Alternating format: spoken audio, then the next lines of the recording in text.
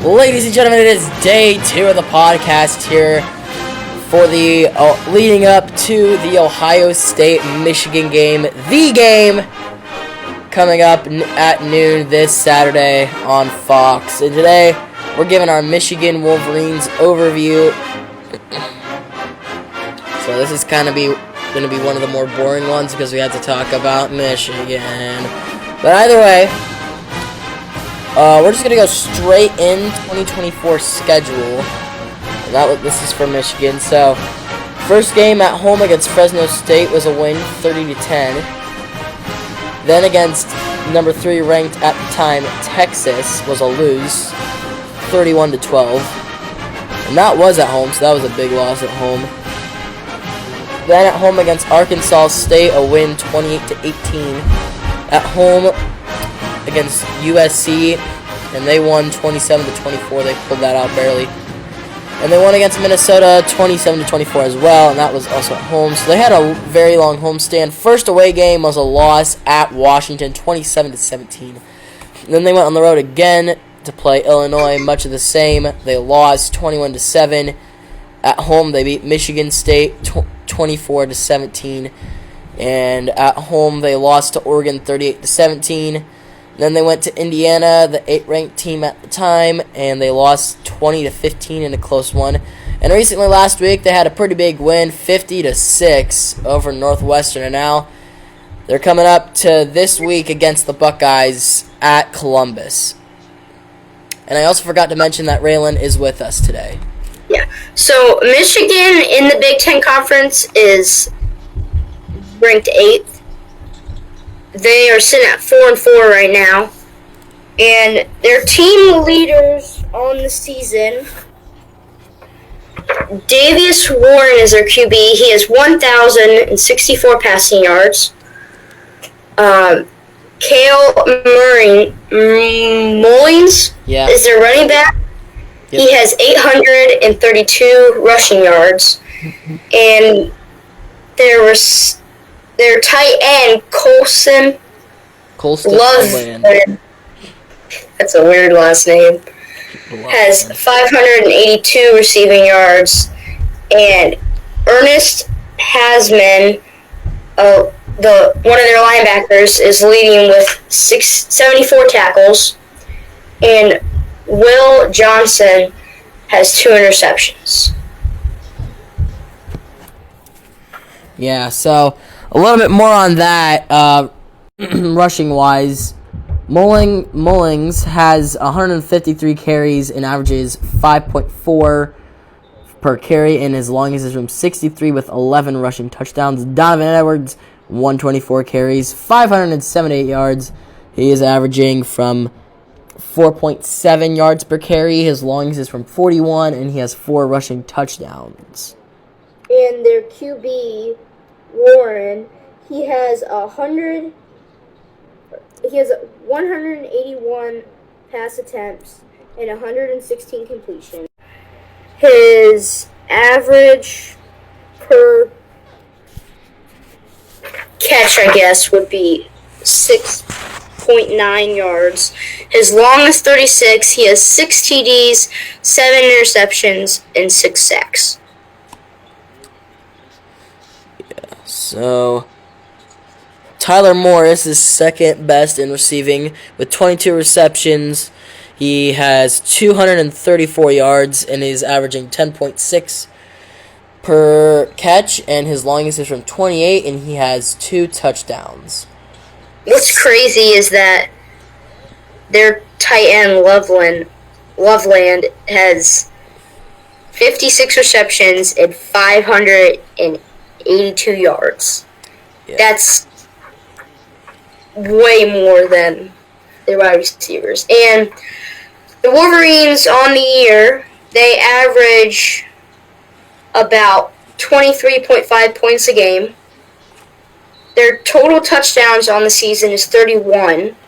And Ohio State's total touchdowns on the season is 63, so they're way behind on that. Their third down percentage is 42, and their fourth down percentage is 75.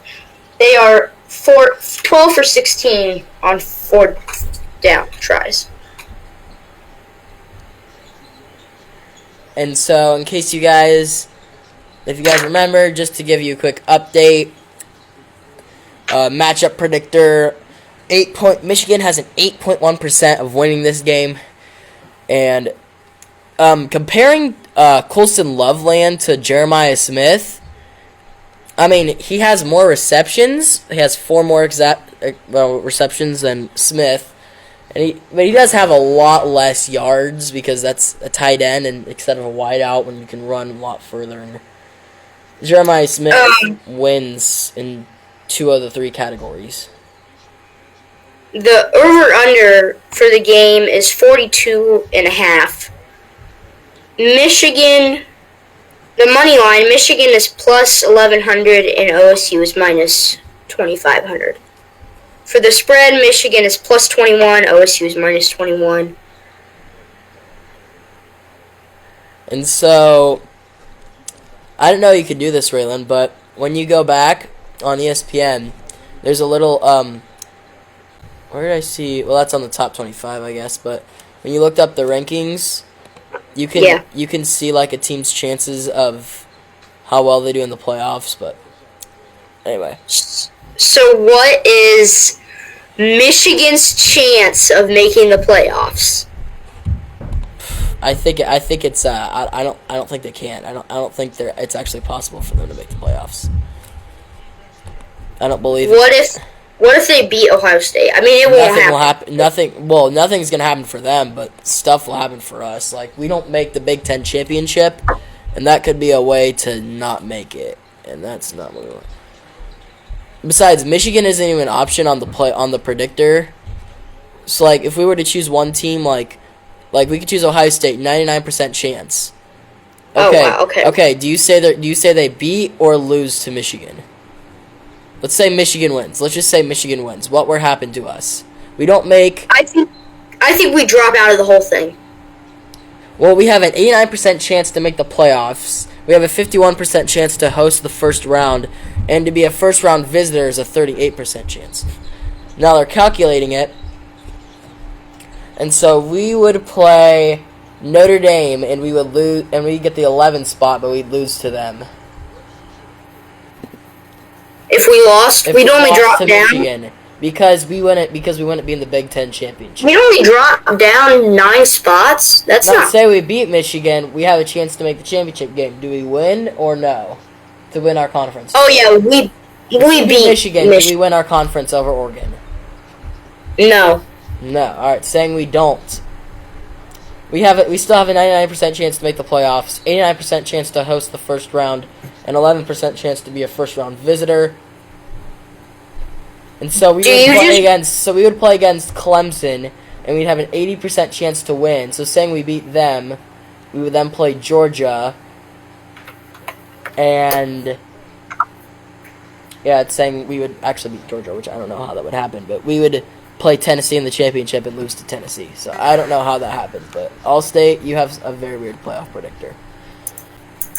Okay. So looking back at the college football playoff real quick, just to give you a quick overview, we play, as of right now, we would play Arizona State in the first round, and the winner would take on Boise State. Tennessee would take on Georgia, and the winner of that would take on Oregon. Indiana would play Penn State. The winner of that would play Miami. SMU would play Notre Dame, and the winner of that would play Texas. And then it's just a regular bracket style from then on.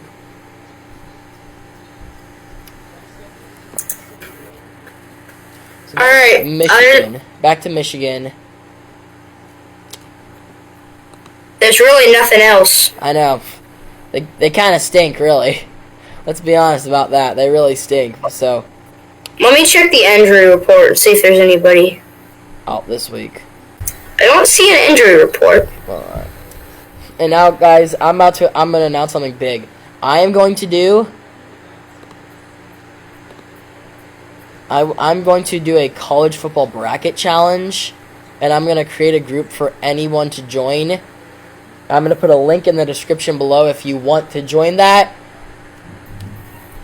And, you know, come and join it. Let's see how many people we can get on this thing.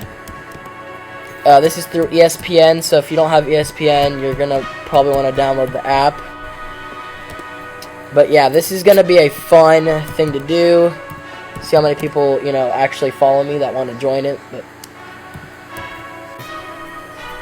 Oh, aren't we doing this on our channel too?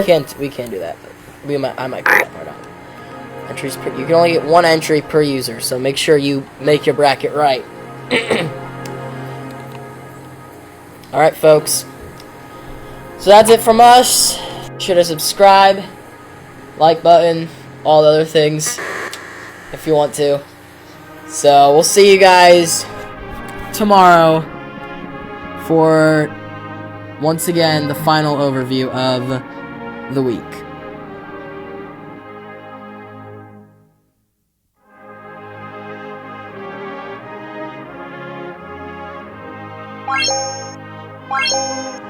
What?